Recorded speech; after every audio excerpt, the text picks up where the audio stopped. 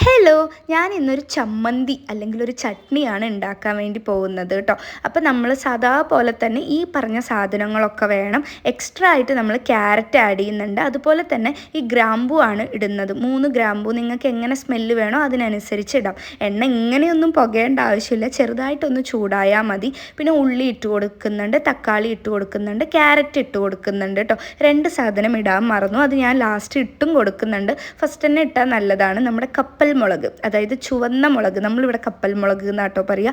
അപ്പോൾ ആ കപ്പൽ മുളകും ചുവന്ന മുളകും വെളുത്തുള്ളി കൂടെ ഇട്ട് കൊടുക്കണം കേട്ടോ. വെളുത്തുള്ളിയുടെ ടേസ്റ്റ് ഇഷ്ടമില്ലാത്തവർക്ക് അത് സ്കിപ്പ് ചെയ്ത് കളയാം. എന്നിട്ട് നമ്മൾ ഈ പറഞ്ഞ പോലെ മുളക് പൊടിയും മഞ്ഞൾപ്പൊടിയും ഉപ്പും കൂടെ ഇട്ടിട്ട് നന്നായിട്ട് വഴറ്റിയെടുക്കണം കേട്ടോ. ഇതൊക്കെ ഞാൻ ഇത് കഴിഞ്ഞിട്ടാണ് ഇടേണ്ട, എണ്ണ ചൂടാവുമ്പോൾ ഇടേണ്ട സംഭവമായിരുന്നു. നന്നായിട്ട് കൈ കടയുന്ന വരെ വഴറ്റിയെടുക്കണം.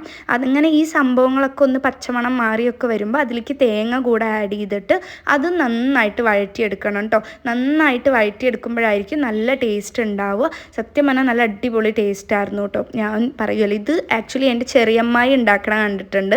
പക്ഷേ അങ്ങനെയല്ല, ഇത് ഏതൊരു മാലിനി ചേച്ചി ഉണ്ടാക്കണം കണ്ടിട്ട് അത്രയും അവരൊക്കെ ഉണ്ടാക്കിയെന്നാണ് പറയുന്നത്. എന്തേലും ആവട്ടെ, അതിനുശേഷം നമ്മൾ ഇതൊക്കെ വഴറ്റിയെടുത്തിട്ട് അടുപ്പ് ഓഫ് ചെയ്തിട്ട് ഈ റൗണ്ട് പൊട്ടുക്കടല ജസ്റ്റ് ആ ചൂടുള്ള ആ ത്തേക്ക് ഒന്ന് ഇട്ടിട്ട് ഒന്ന് ഇളക്കി കൊടുക്കുക കേട്ടോ. ഞാൻ ലാസ്റ്റാണ് വെളുത്തുള്ളിയൊക്കെ ആഡ് ചെയ്യുന്നത്. പിന്നെ കുറച്ച് നേരം ചൂടാറിയ ശേഷം നന്നായിട്ട് അരച്ചെടുക്കുക കേട്ടോ. നല്ല ടേസ്റ്റ് ആയിരിക്കും. നമ്മൾ 10 ഇഡലി വരെ കഴിക്കും. അപ്പോൾ അത്രയേ ഉള്ളൂ. ടാറ്റാ.